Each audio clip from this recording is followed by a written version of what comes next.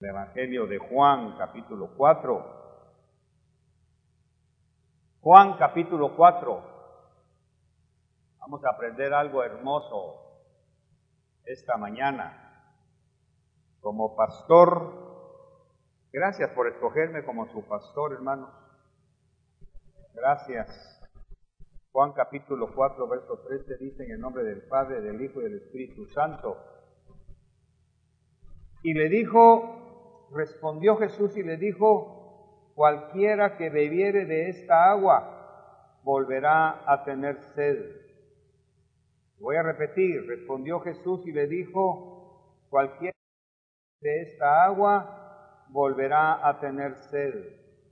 Mas el que bebiere del agua que yo le daré no tendrá sed jamás, sino que el agua que yo le daré será en él una fuente de agua que salte para vida eterna. Solamente ahí. Dígale al que está a su lado: te ruego que no me distraigas. Muy bien. Siéntese, por favor.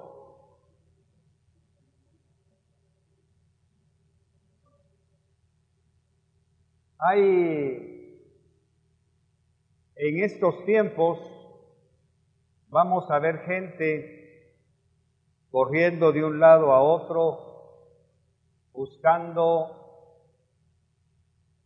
cómo satisfacer necesidades, buscando cómo llenarse de cosas.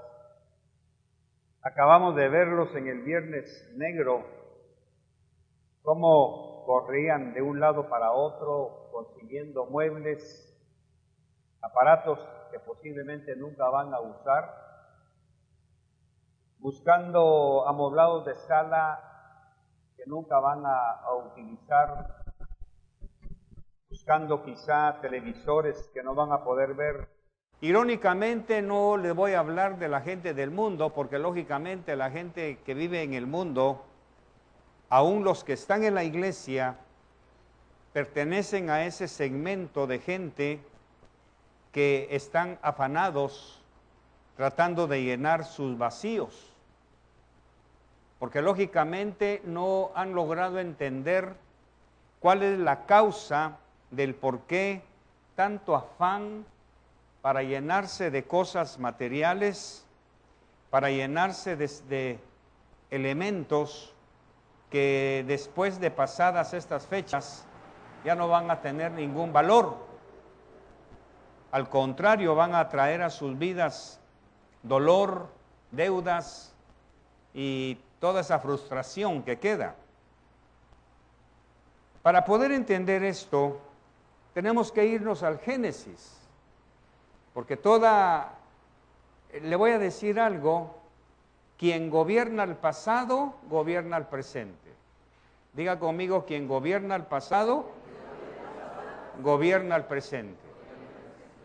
Para poder entender mis conflictos, para poder entender mis vacíos, tengo que ir a estudiar allá atrás de mi vida qué pasó para que yo haya crecido con algunos vacíos en mi corazón.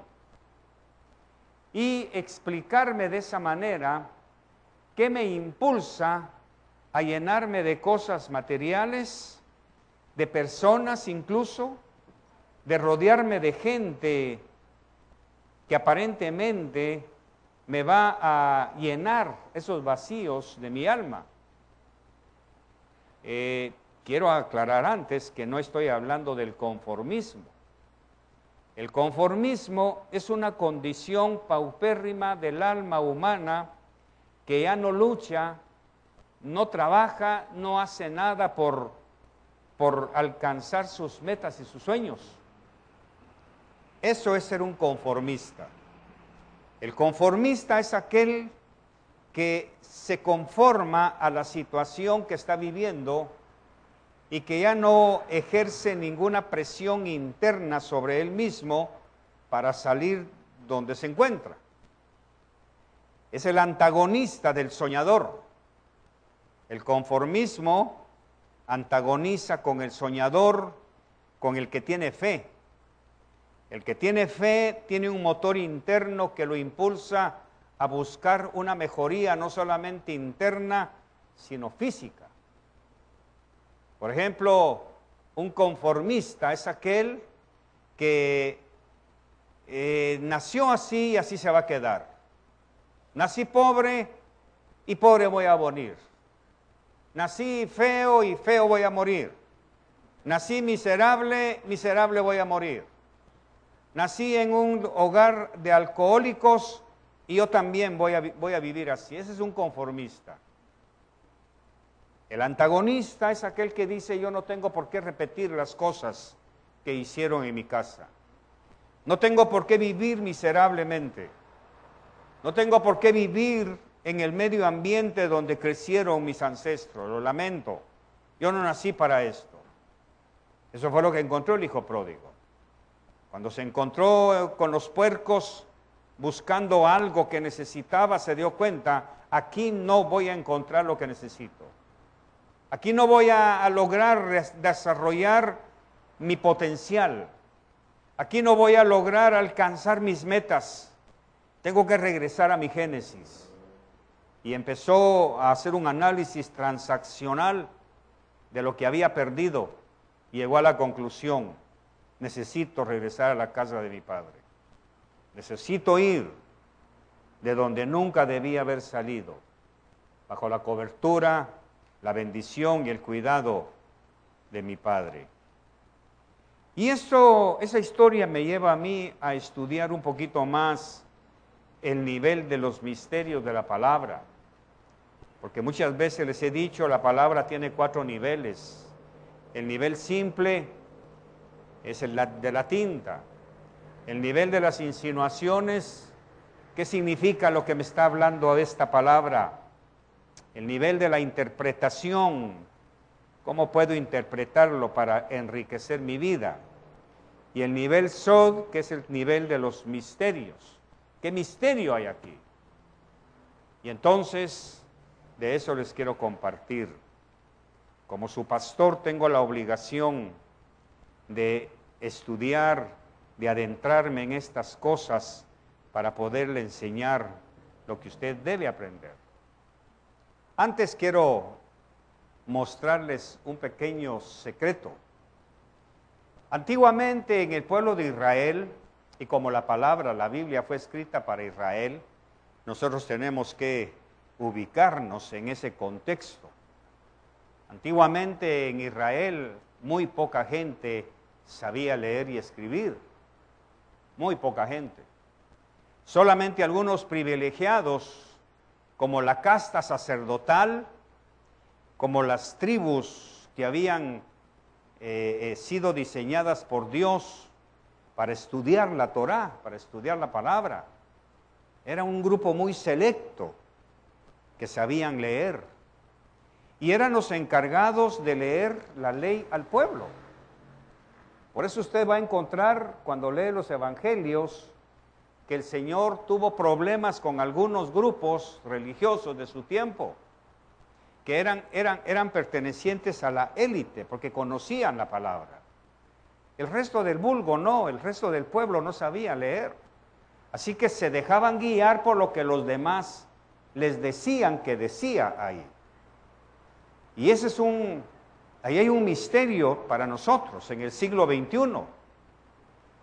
Porque cuando encontraban rollos en el templo, por ejemplo, hay un pasaje que dice que estaban arreglando el templo, que estaba caído y encontraron unos rollos. Y cuando los vieron y los abrieron, pues no sabían lo que decía ahí.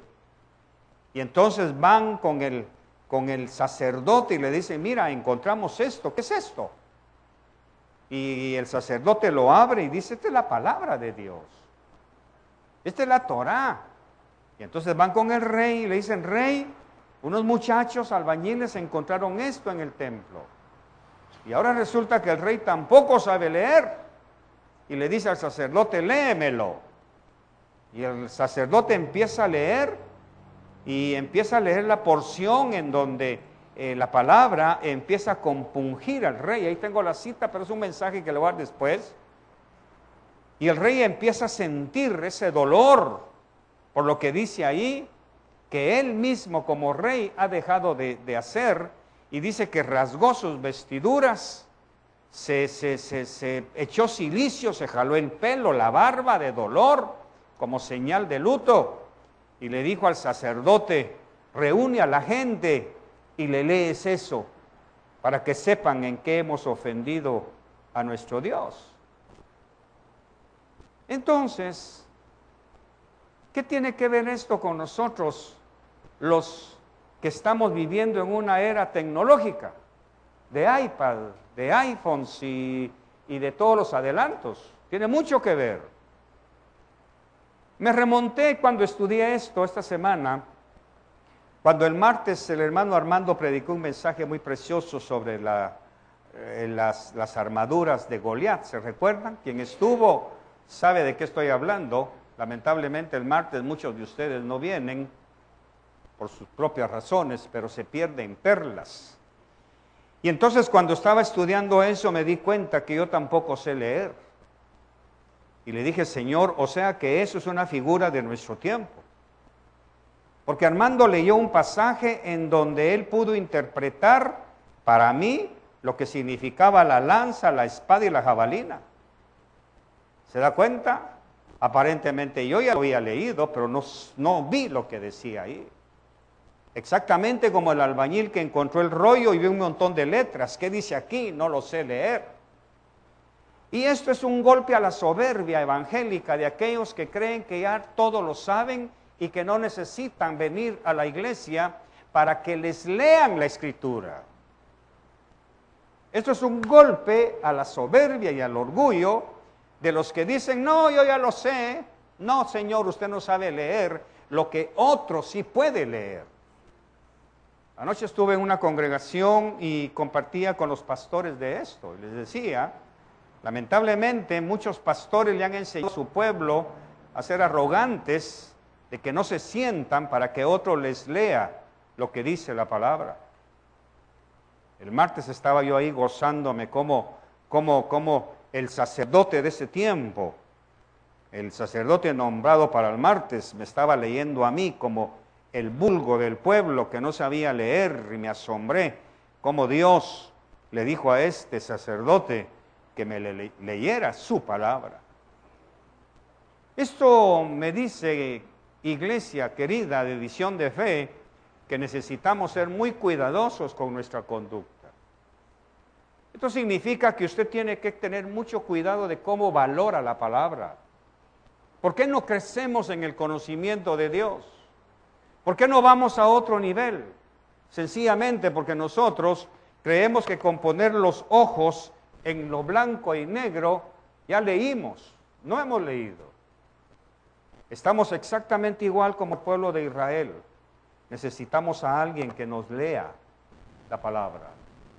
Porque el Señor, así como le da inteligencia en ese tiempo a los sacerdotes, a los escribas, a los saduceos, a los fariseos, para que le enseñaran al pueblo. Hay otro pasaje que dice que el sacerdote Esdras se levantó un poquito más alto que el pueblo y estaban los hombres, las mujeres y sus niños puestos de pie desde la mañana hasta la tarde y él les estaba leyendo la Torá. Esa imagen para mí, fotográficamente hablando, es impresionante ver esa gente que por años había perdido el contacto con la palabra de Dios y de repente en unas tinajas, por así decirlo, encuentran empolvada la Torá y la desempolvan, la limpian todo y empiezan a desenrollar los rollos y empiezan a leer y la gente 4, 6, 8 horas de pie con sus niños llorando amargamente de dolor por haber perdido el contacto con la palabra. Hoy la iglesia ha perdido el contacto con la palabra y le ha perdido el amor, el sabor, y cree que con leer su porción del día es suficiente. Yo tengo la disciplina de leer la Biblia en un año y ya la terminé el 6 de este mes, terminé mi lectura anual y volví a empezar otra vez y voy a volver a pasar por pasajes que no me van a ser abiertos a mí. Voy a pasar por pasajes que no voy a entender, porque no voy a saber leer lo que dice ahí. Pero van a haber otros.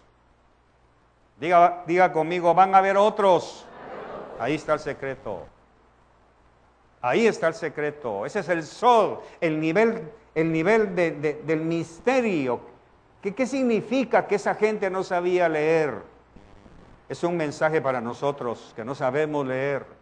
Y entonces vivimos en una ignorancia crasa, buscando en otros lugares lo que realmente necesitamos. Amén. Ahora voy al mensaje. Cuando el Señor formó a Adán, para nosotros la palabra Adán está mal pronunciada, porque nosotros decimos Adán con N, A-D-A-N, pero no fue así como la palabra está escrita originalmente, porque la Biblia dice claramente en una versión, no me recuerdo cuál es, que dice que Dios tomó de Adama. Adama es la tierra. Para la tierra hay varios nombres. Está Adama, que es el polvo. Está Eretz, que es el territorio. Entonces Dios tomó de Adama el polvo para formar a Adán, con M al final. ¿Me explico? Ok, ¿por qué lo dice así la Biblia? Muy sencillo. Porque en Adán, cuando el Señor dijo, formemos al hombre, hagamos al hombre, e hizo a Adán, en Adán está formando los tres paradigmas eternos de nuestra vida. Está formando a Abraham, está formando a David y está formando al Mesías. De esa tierra, de ese polvo formado Adán, de ahí van a venir los tres grandes protagonistas de la historia. Por eso cuando la Biblia nos cambia, la religión no nos deja ver cuando decimos Adán, está malo, está faltando algo, está faltando la creación de nuestro Mesías, que es Cristo Jesús. Por eso muchos todavía no interpretamos realmente la creación de Dios. Y entonces cuando Dios formó al hombre y le sopló aliento de vida, en ese momento el hombre fue un ser completo. Fue un ser completo, tenía el pleroma de Dios dentro de él. Andaba totalmente satisfecho con lo que tenía. Andaba totalmente sin que le faltara absolutamente nada. Estaba por dentro totalmente contento y satisfecho porque tenía la plenitud de Dios. Pero cuando viene el pecado y Adán obedece a su esposa y come del fruto prohibido, pierde algo. ¿Qué perdió? Perdió la presencia de Dios. El Espíritu de Dios se fue. Porque cuando algo entra en usted, algo tiene que salir.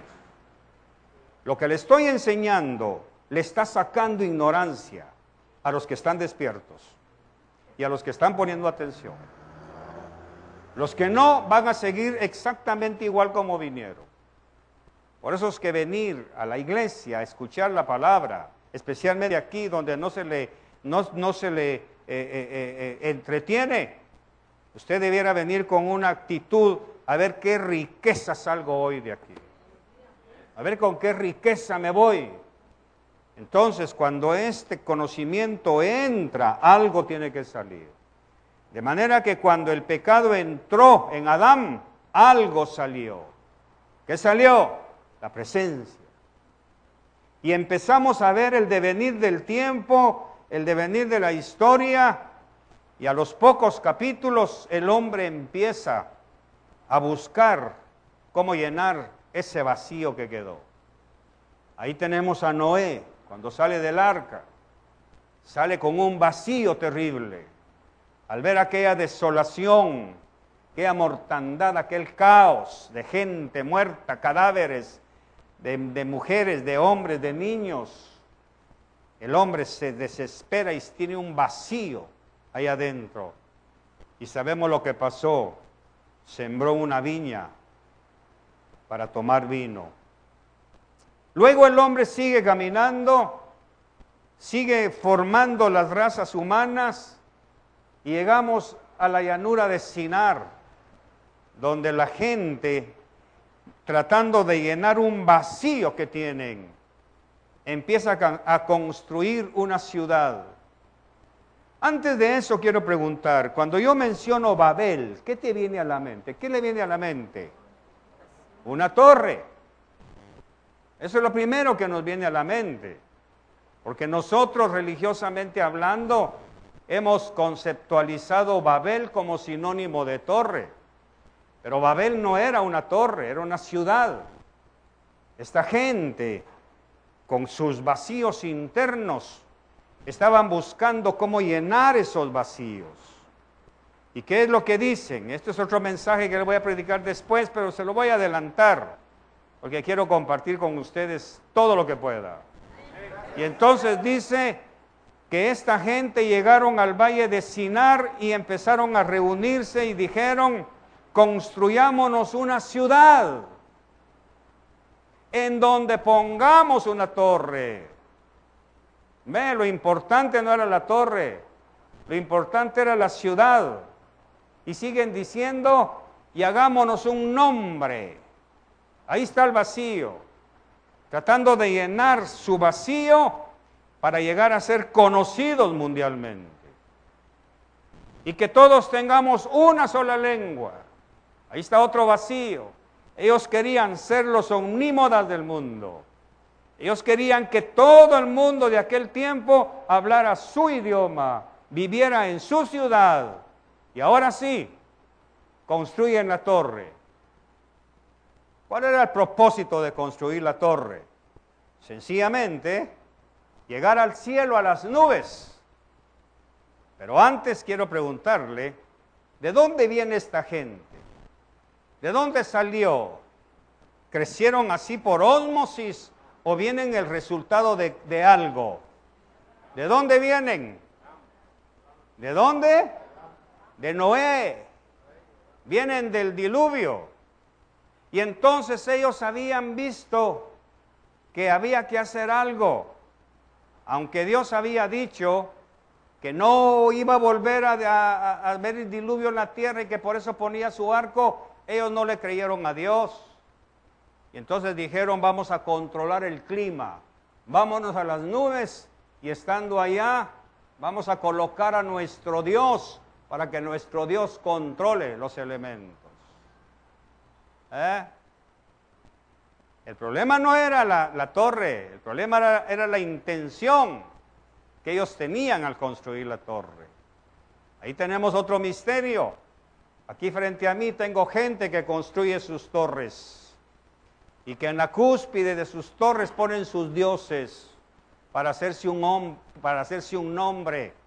Queremos ser conocidos y entonces en la cumbre ponen sus títulos, sus maestrías, su dinero, su apellido, para que todos aquellos que se relacionen con ellos puedan elevar los ojos y ver, ¿dónde se ponen los diplomas normalmente?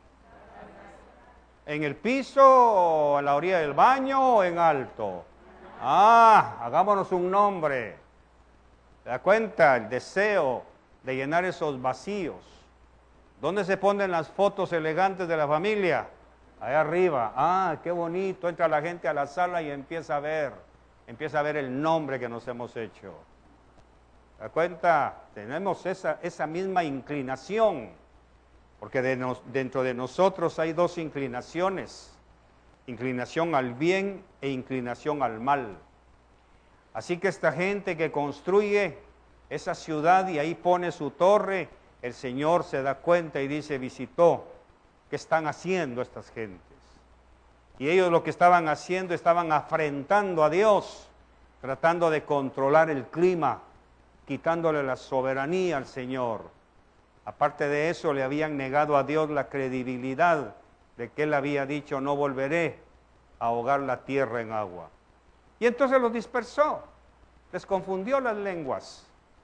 Y entonces cuando se comunicaron ya no pudieron, y entonces dice la Biblia, oiga hablando Dios. Bueno, y búscame ahí por favor la Torre de Babel, porque así es como lo identifica la palabra, y les voy a enseñar algo que impacta eso. ¿Dónde está? Ok. Dijo, verso 7, vamos, bajemos y ahí confundamos su lengua, para que nadie entienda el lenguaje del otro. Así los dispersó el Señor desde ahí sobre la faz de toda la tierra. Y dejaron de edificar la ciudad, no la torre. Dejaron de edificar la ciudad. La torre se sigue construyendo, mis amados.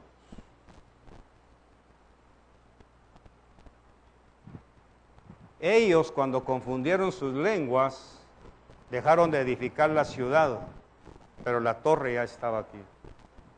Por eso usted encuentra pastores edificando torres, padres de familia edificando torres, matrimonios edificando torres, músicos edificando torres, madres edificando torres, para ser conocidos a través de sus hijos. Quiero que hablen bien de mí. Estudiá, no me avergonces de su torre, mamá. Amén. Sonríe, Cristo le ama. Entonces el Señor sopló aliento de vida en Adán, pero el pecado entró y la presencia de Dios salió. Ahora el hombre empieza a caminar y a vivir y a multiplicarse con ese vacío dentro de él. Y llegamos a nuestros tiempos. Hoy por hoy usted ve a la gente afanada, trabajando, buscando cosas materiales. Incluso, aquí está el asunto de Babel, que por construir su torre se van separando poco a poco de Dios. Vean las iglesias, y la nuestra no es una excepción, cada vez hay menos gente en la iglesia y más gente en el mundo. ¿Qué están haciendo? Edificando su ciudad, alejándose poco a poco de la presencia de Dios, hasta que venga el caos a sus vidas. Entonces esto nos lleva, estos vacíos que Adán nos heredó a nosotros, nos dejó con vacíos internos. Y esos vacíos, lógicamente, se están llenando con adicciones. Ahora, por favor, no se me duerma, porque le voy a hablar de las adicciones. ¿Qué son las adicciones? Etimológicamente hablando, es la búsqueda de la luz de manera externa. Porque como cuando nacemos con un espacio de tinieblas ahí adentro, porque ya venimos vacíos de la presencia de Dios. A medida que vamos desarrollando nuestra vida, ese vacío se empieza a notar más, y es en donde algunos empiezan a caer en adicciones, porque una adicción es la búsqueda de la luz de manera externa. En lugar de buscar internamente qué me mueve a hacer esto, estamos buscando externamente cómo satisfacer y cómo llenar ese vacío. Según los estudiosos, las personas adictas son las más espirituales que existen. Irónico, ¿verdad? ¿Cómo es que un adicto pueda llegar a ser espiritual? ¿Cómo es que un adicto es lo más espiritual que puede haber? Solo déjeme explicárselo. Por eso es que un adicto muchas veces es el que cuando encuentra a Cristo deja todo, porque logró llenar el vacío y se entrega apasionadamente a quien llenó su vacío. Esa es la razón por la cual los estudiosos han encontrado que los adictos a cualquier cosa logran llenar su corazón con Jesús, con la palabra, ya nada les importa. Pierde valor todo lo demás. Agárrese. Pierde valor el hijo, mamá, papá, dinero, posesiones, nombre, prestigio, fama, todo pierde valor. ¿Por qué? Porque el adicto anda buscando precisamente cómo hacerse un nombre. Los adictos están buscando en las mujeres, en las drogas, en el alcohol, estupefacientes, todo eso lo andan buscando para llenar sus vacíos. Pero como estoy hablando ante una audiencia cristiana, tengo que aceptar que aquí mismo hay gente con vacíos, que al salir de aquí van a ir al mundo a buscar cómo llenar esos vacíos que tienen todavía, que Jesús no ha logrado llenar. Le voy a dar una prueba de cómo los vacíos están ahí. Según las leyes de la mercadotecnia, y los que estudian eso lo conocen mejor que yo, es que cuando van al súper las personas, los estudiosos de la conducta humana han descubierto que como la gente mantiene vacíos internos, después de hacer sus compras en todos sus víveres, en los pasillos, llegan a la caja. ¿Y qué encuentran cerca de la caja? Encuentran las cosas que van a llenar su vacío interno. Ahí están los chocolates, los dulces, están los chicles, están las cosas con colores bonitas y usted está esperando y ahí hay una presión externa. Esto es pura psicología. Hay una presión externa que usted empieza a voltear a ver y su cerebro empieza a ser manipulado por esa presión externa y usted empieza a analizar su cerebro, empieza a hacer agua porque lógicamente el vacío le está pidiendo que consuma eso.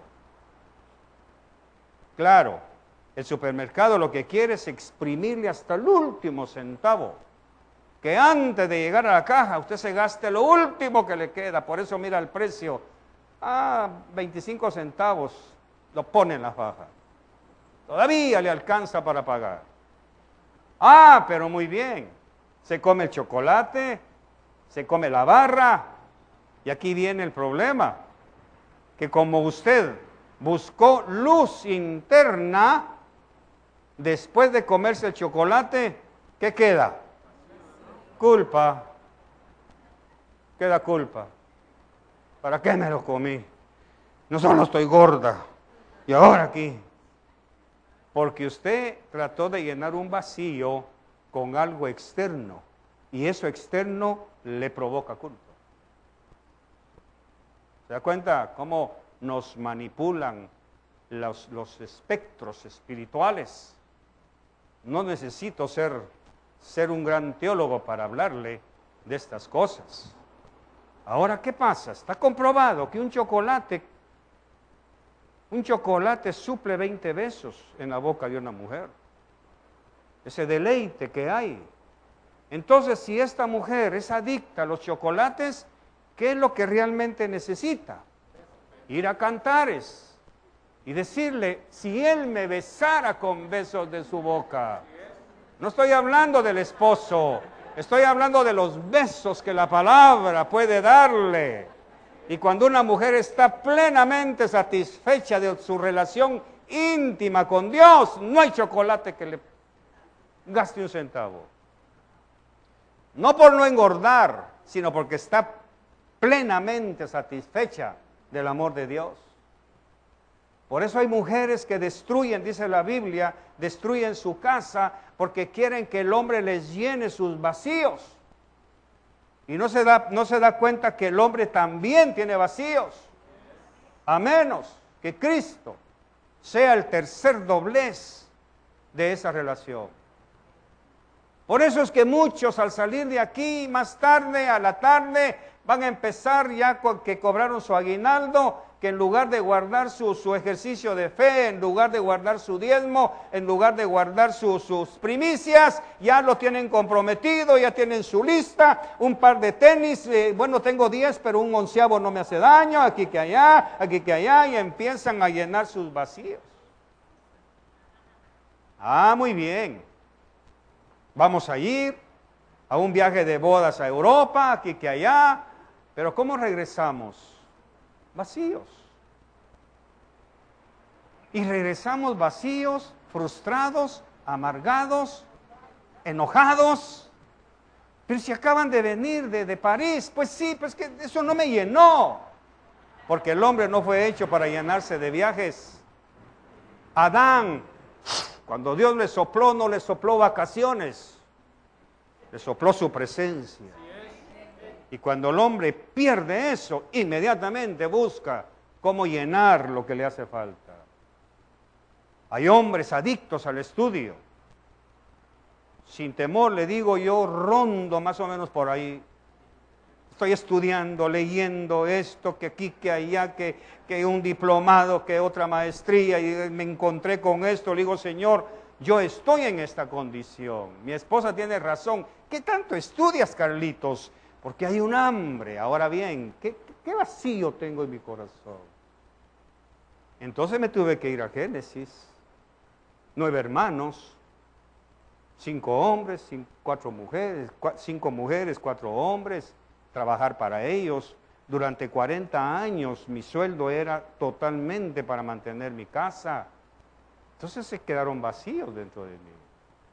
Ahora vengo a Cristo y me encuentro dolorosamente que no le he dado los espacios totales a Jesús para que Él llene esos vacíos.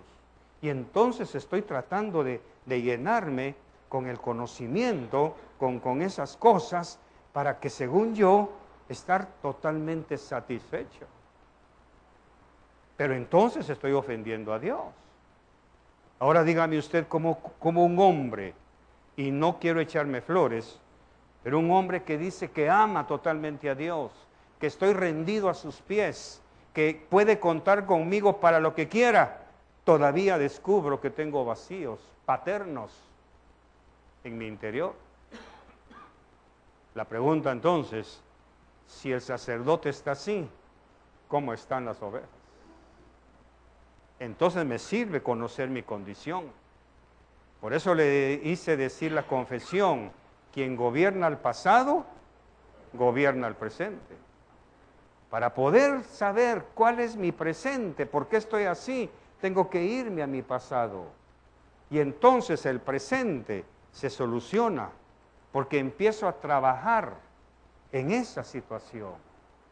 Quiere decir, como Pablo, que también tenía sus vacíos, no es que lo haya logrado, Rosa, pero busco, me esmero, con tal de alcanzar la plenitud de aquel que me alcanzó, para que yo lo conozca.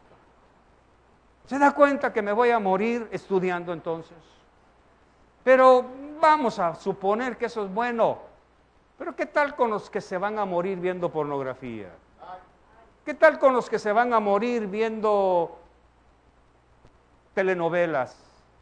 ¿Qué tal con las que se van a morir anhelando el amor de un hombre? No, yo creo entonces que no hay tragedia humana más dolorosa que andar buscando cómo llenar nuestros vacíos. Veamos por favor Juan capítulo 4, verso 13. El que beba de esta agua volverá a tener sed.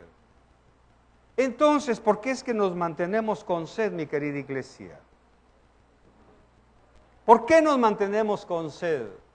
Sencillamente, porque no nos estamos saciando con el agua de la palabra. Por eso le empecé hablando de los que no sabemos leer. Necesitamos que alguien nos lea, que alguien nos sirva el agua para saciar nuestra sed. Por eso Jesús es lapidario cuando dice, Cualquiera que ande buscando cómo saciar su sed interna con las cosas externas, volverá a tener sed. ¿Cuánta gente ahorita se está preparando para las fiestas de fin de año? Miles. ¿Cuántos cristianos estarán preparándose para jugar con su amigo secreto, su amiga secreta, sus convivios, sus fiestas, sus celebraciones navideñas? Quiero preguntarle qué va a pasar en enero. Van a volver a tener sed, porque el agua que buscaron para saciar sus vacíos no es el agua de la palabra. Fue el estreno, fueron los zapatos nuevos, fue el vestido, fue el salón de belleza, fue el cambio de color de pelo. Pero en enero va a estar otra vez que su pelo es de tusa, que qué feo le quedó, que qué feo lo tengo. Porque el agua que bebió para arreglárselo, la volvió a dejar con sed. No omito decirle que no es pecado el deseo. Arréglese el pelo, pero que eso no suplante el agua que el Señor quiere darnos para saciar nuestro deseo. Pero muchas veces nosotros nos vamos a los extremos y el cristiano comete ese tremendo error o pecado contra Dios de andar buscando agua para saciar su sed, agua que no tiene nada que ver con lo que Dios quiere darle. ¿Cómo está su corazón? ¿Qué significa entonces? Cualquiera que beba de esta agua volverá a tener sed, pero el agua que yo le daré, será en él una fuente de agua que salte para vida eterna. Entonces, como su pastor, yo tengo que enseñarle, porque tengo que aprenderlo yo. Para poder enseñar algo, primero tengo que entenderlo, y entiendo que en mi vida todavía hay vacíos.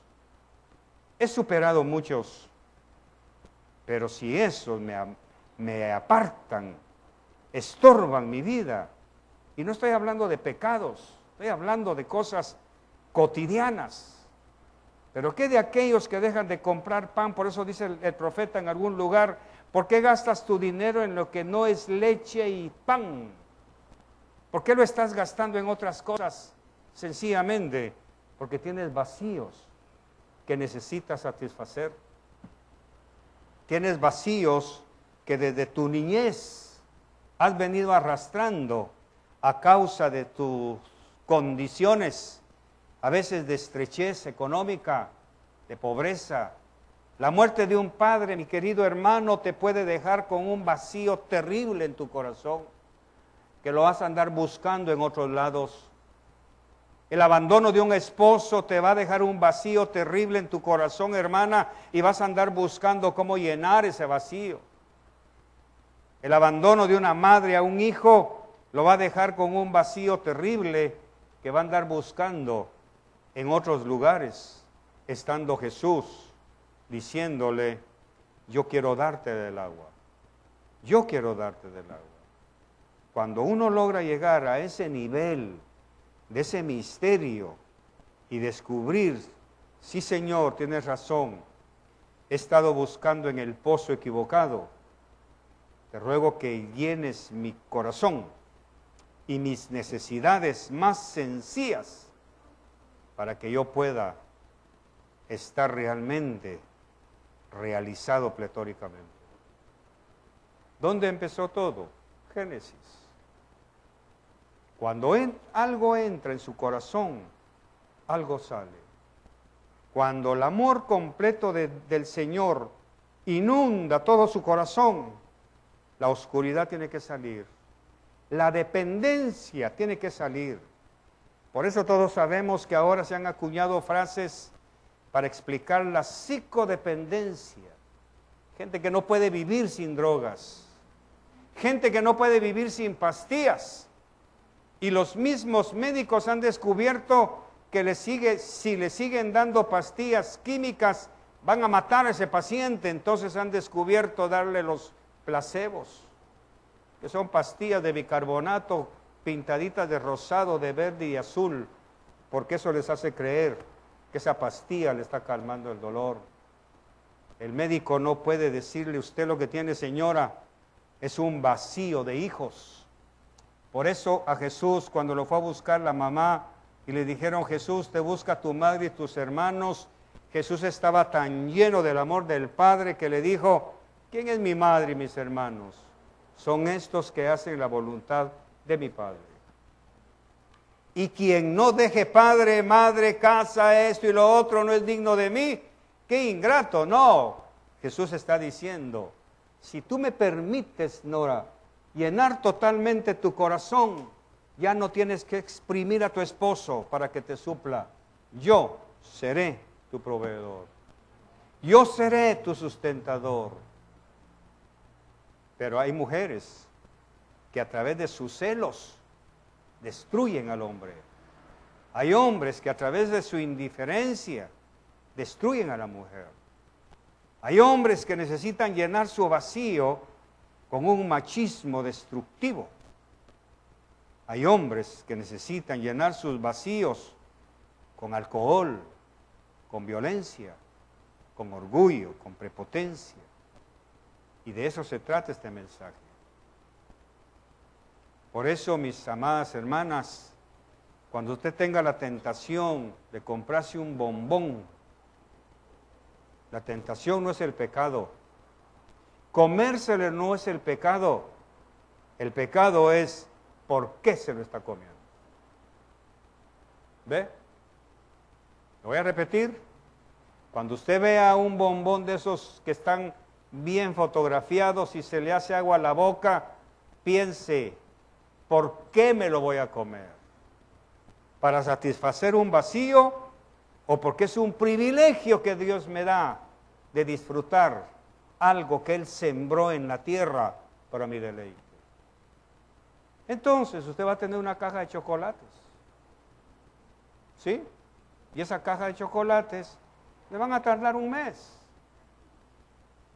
No se los va a terminar en una sentada viendo ahí la diaconisa infiel, no. Va a tener chocolate para un mes. Porque su vacío está totalmente, no tiene vacíos, está satisfecha, entonces un chocolatillo. Después de almuerzo.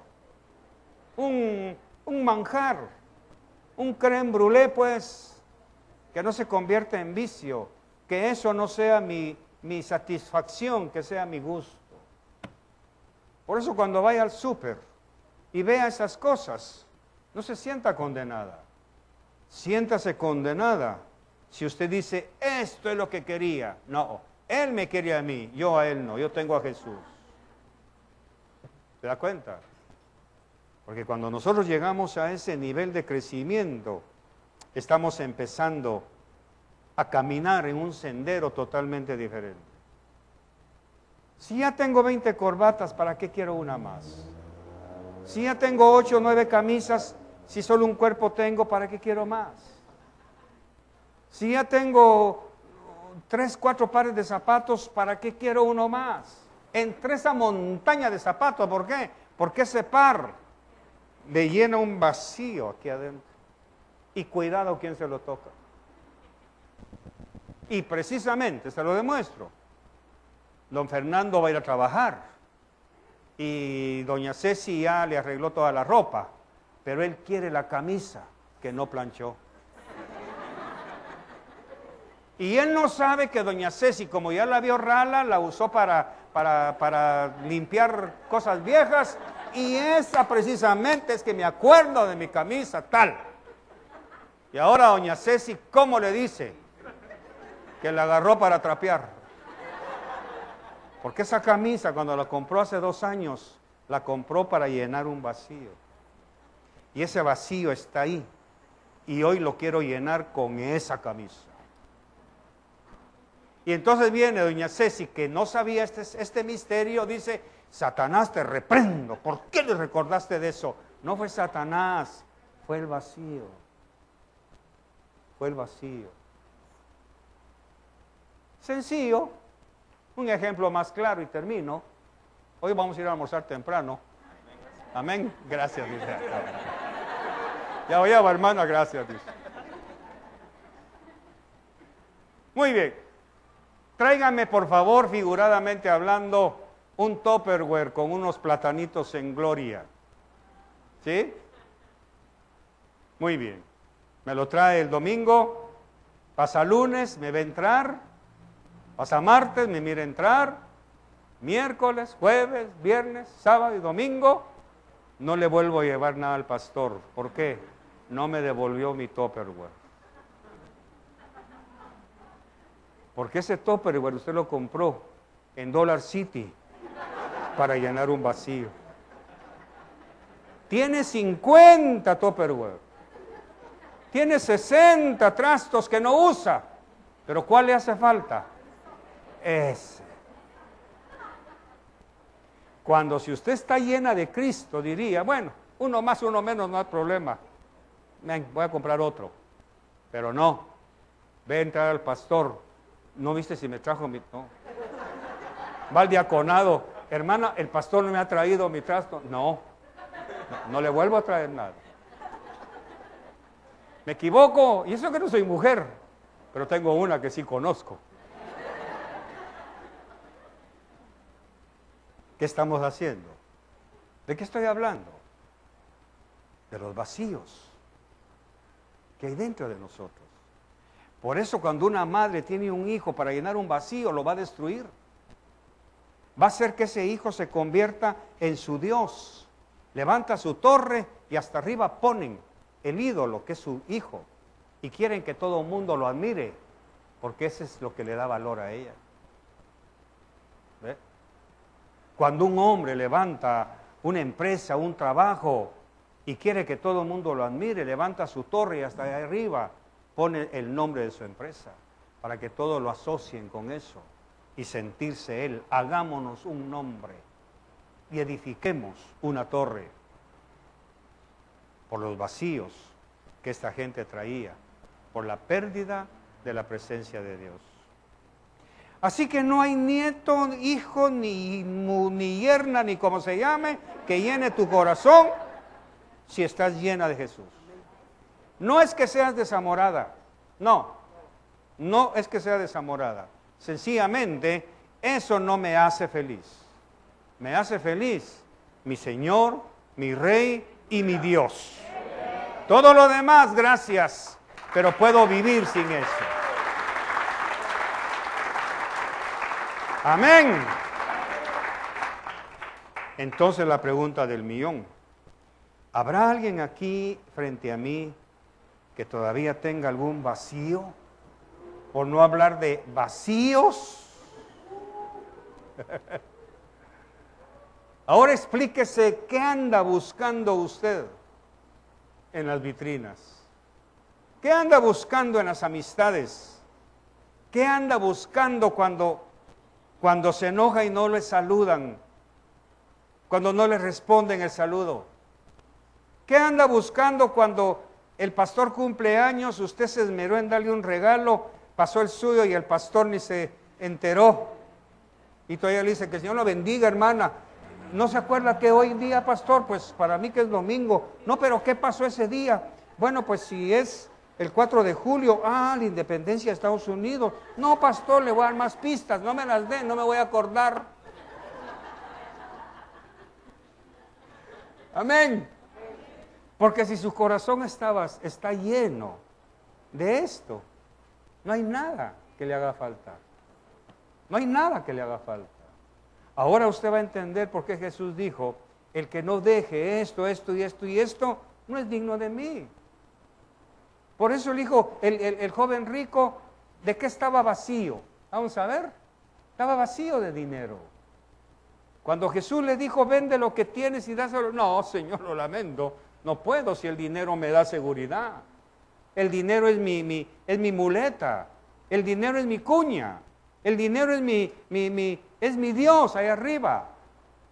El dinero es lo que me hace ser conocido. ¿Se da cuenta? Pero ahora rápidamente veamos a un fariseo que tenía un nombre excelente en el pueblo de Israel y que siempre se había llenado con el estudio de la Torá. Era maestro de Israel.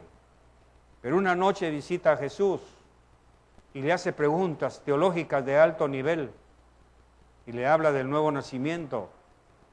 Y Nicodemo se encuentra con Jesús personalmente y a partir de ese momento Nicodemo llena ese vacío que él tenía porque al fin encontró la razón de vivir. Muy bien, Nicodemo, como todos los fariseos, era incapaz de levantar una carga, sino que le decía a la gente, llévame eso. Y los pobres, los neófitos, los ignorantes, tenían que cargarle la carga y llevársela a Nicodemo. Jesús lo dijo, ustedes fariseos ponen cargas en el pueblo que ni ustedes quieren llevar. Amén. Pero ¿qué pasa el día que crucifican a Jesús? ¿Dónde vemos a Nicodemo? Que nunca había cargado en un bulto. ¿Cómo lo vemos? Cargando 100 libras de mirra y de incienso. ¿Qué lo cambió? Aquella visita que tuvo con Jesús. Aquella visita. Cuando Jesús le habló cara a cara, necesitas nacer de nuevo, Nicodemo. Cuando tú nazcas de nuevo, ya no serás el fariseo prepotente que eres. Y esa noche estoy seguro que Nicodemo salió transformado por dentro y dijo, ya encontré lo que tanto he buscado. Y esa tarde del viernes, cuando se pone de acuerdo con José de Arimatea, Nicodemo no le dice a José de Arimatea, ¿qué tal si llevamos la mitad cada uno? No. Él, cargando 100 libras, a la vista de todos. Termino. ¿Con qué estaba llenando José de Arimatea sus vacíos? Analice rapidito. Porque ustedes son lectores de la Biblia, porque yo se los he enseñado. ¿Con qué estaba llenando José de Arimatea sus vacíos internos? Con dinero. Y se había mandado a construir una tumba. Una para un hombre en donde cabían varios cuerpos. Pero él quería una tumba para él, una grande. Se encuentra con Jesús. Jesús llena su corazón. ¿Y qué hace con la tumba? La comparte con Jesús. Y ahí enterraron el cuerpo de Cristo. ¿Qué lo cambió? La llenura de la palabra de Jesús. Ya la tumba, que era toda para él, perdió valor. Y entonces dice la Biblia, que en una tumba nueva, imagínense, nadie había sido enterrado ahí porque Nicodemo la había construido para su sepelio. Y ahí está sin ser usada. Ahora Jesús ya me llenó, esa tumba pasa a segundo plano. Entiérrenlo ahí. Cuando Jesús llena tu corazón, ya tu dinero se parte en dos, Bajaya. Ya tus posesiones las pones a los pies de Jesús, porque tus posesiones ya no llenan tu vida. Ahora es Jesús. Y todo lo que puedas tener, títulos, nombre, fama, prestigio, que sea para la honra y gloria de Dios. Por eso, en lo personal, nadie me puede parar de ir a congregaciones a dar la palabra. ¿Por qué? Porque yo necesito que esta riqueza que el Señor me da, ponerla a los pies de Jesús, en los oídos de sus hijos. No importa que el Señor me diga que vaya a una congregación en un barrio feo. Hace poco fuimos a una congregación a predicar con Francho, a una vigilia, y antes de salir empezaron a sonar balazos por todos lados. Y Y Francho me dice, papá, véntese, métase. ¿Qué pasó? Los balazos, sí, digo, son de 9 milímetros o de qué, saber de qué son, pero están tirando balazos. No se ve una bala perdida, venga, métase. Y de ahí se calmó, fuimos a comer como que nada hubiera pasado. Y salimos pitados de ahí, toda la cosa, como a las 11 de la noche. Pero no hay quien me detenga. ¿Por qué? Porque si yo tengo el corazón lleno de la palabra de Dios, ¿qué necesito hacer? Ponerla a sus pies. aún a riesgo de mi propia vida. Aún a riesgo. Que si Él me retira su protección, que estoy seguro no lo va a hacer, porque ustedes oran por mí, entonces lógicamente no tengo nada que temer. ¿Me explico? ¿Cuál es el miedo de quedarte sin dinero? ¿Cuál es el miedo de quedarte sin tiempo? ¿Cuál es el miedo de venir los martes? Ya te expliqué. Usted no sabe leer lo que otros saben leer. ¿Cuál es el miedo de no servir al Señor? ¿Cuál es el miedo de no poner a sus pies el talento que usted tiene? ¿Cuál es el miedo? El único miedo explicable es que usted sienta miedo de quedarse vacío. Pero si el Señor ha llenado todo su ser, ya no hay miedo que valga a quedarse sin nada. Entonces, lógicamente, a mí no me da miedo dejar la siesta que tanto he valorado. Y si no, le pido a Francho que maneje mientras yo tiro el asiento para atrás y en el trayecto de aquí a Soyapango me echo a mi sueño. Ahí voy todo babeado, no importa. Pero no me va a detener la llenura que hay en mi ser. Y eso me produce pasión, me produce un deseo diario de meterme bajo la tinta y decirle, Señor, ¿qué significa esto? Porque una coma, una tilde, tiene un valor y un misterio tan grande que Dios dijo, ni una jota ni una tilde pasará. Porque esas dos letras tan chiquitas tienen un misterio escondido ahí adentro. Así que, ¿tendrá usted vacíos todavía? ¿O será que este mensaje solamente fue para mí? Si es así, ya terminé. Buena hora para que vaya a terminar de desayunar. Porque los ricos desayunan a las 11. Los pobres desayunan a las 7 y a las 8. Amén. Los ricos desayunan a las 11, almuerzan a las 4 y cenan a las 9 de la noche.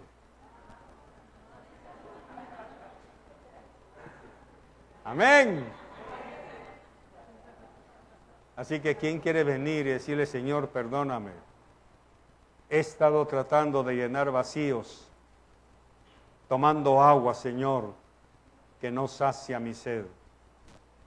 Ahora me explico por qué año tras año vuelvo a caer en esos afanes del mundo. Ahora me explico por qué me enojo cuando nadie me saluda